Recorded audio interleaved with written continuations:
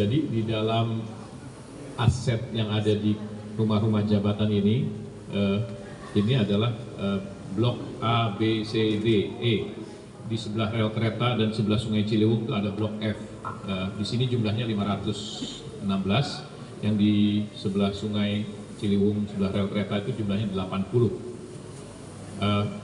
Semua itu nanti harus kita lakukan dulu identifikasi aset-aset.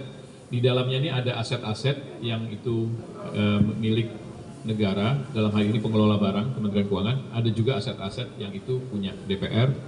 Kita harus lihat setiap rumah, harus kita data, harus dibuat berita acara untuk mendata rumah sebanyak 560 lebih rumah. Tentu butuh waktu.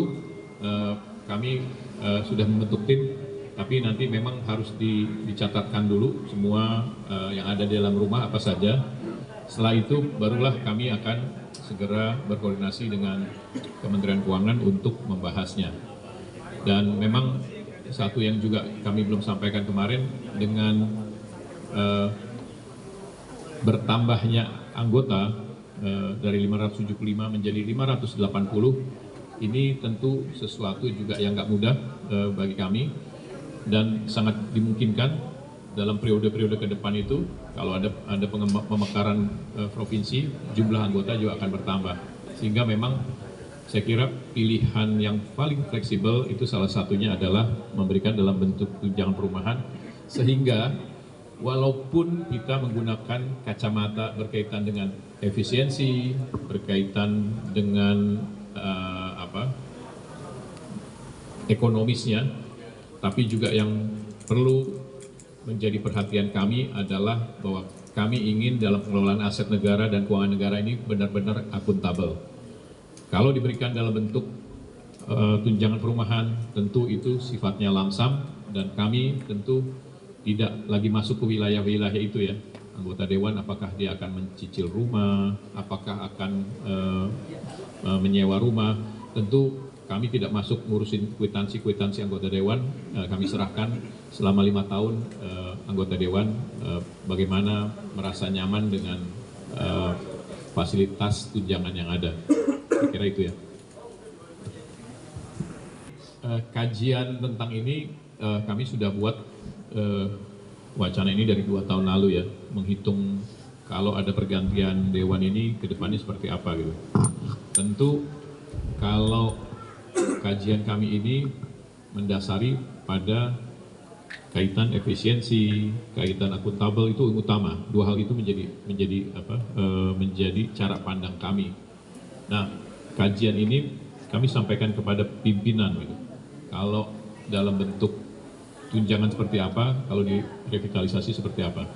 Jadi saya kebetulan latar belakang saya teknis, maka saya paham betul kalau dilakukan perbaikan, tentu perbaikan yang disebut dengan perbaikan seluruh atap itu dan struktur itu harus dilakukan pembongkaran.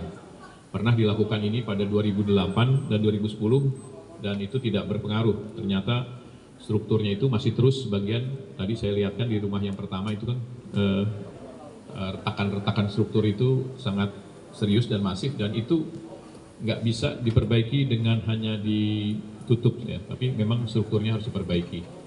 Jadi kajian kami ini memang kami sampaikan tentu dengan berbagai pertimbangan gitu ya. Teman-teman dari media juga mungkin kalau mengatakan soal efisiensi bisa juga melakukan second opinion dengan beberapa DPR di daerah, di provinsi maupun di kabupaten kota, itu mereka besarannya seperti apa gitu ya. Jadi dengan harga keekonomisan sewa di provinsi-provinsi maupun di Jakarta seperti apa, tentu itu menjadi pertimbangan utama kami. Karena kita ingin, seperti beberapa kemarin anggota dewan, ada juga yang merasa walaupun kondisi apapun lebih nyaman di sini, karena tidak mau repot untuk cari sewa lagi, tidak repot mencari tempat hunian lagi. Tapi buat kami, memang yang paling penting adalah keluhan-keluhan tersebut khususnya pada saat musim hujan, saya ulangi lagi, itu sangat banyak dan itu sulit diatasi kalau kita memperbaiki hanya parsial. Jadi atap ini memang harus diganti, strukturnya harus perbaiki. Dan tentunya karena ini berhimpitan, komplek ini dengan saluran sungai yang sekarang sudah makin mengecil karena ada hunian-hunian lain gitu ya. Itulah yang setiap musim hujan, pada saat hujan besar itu, air itu naik ke jalanan dan itu membuat ketidaknyamanan. Kalau hujannya besar sekali, pasti naik ke dalam rumah di sisi selatan dan sisi timur. Tidak tinggi, airnya hanya selutut, hanya semata kaki, tapi tentu itu sangat mengganggu. Jadi kalau ini akan dipertahankan sebagai sebuah hunian, tentu harus dilakukan revitalisasi yang serius. Seluruh atapnya diganti, strukturnya diperbaiki, fasadnya dinormalkan kembali, karena ini dengan tembok dan tembok itu berhimpitan.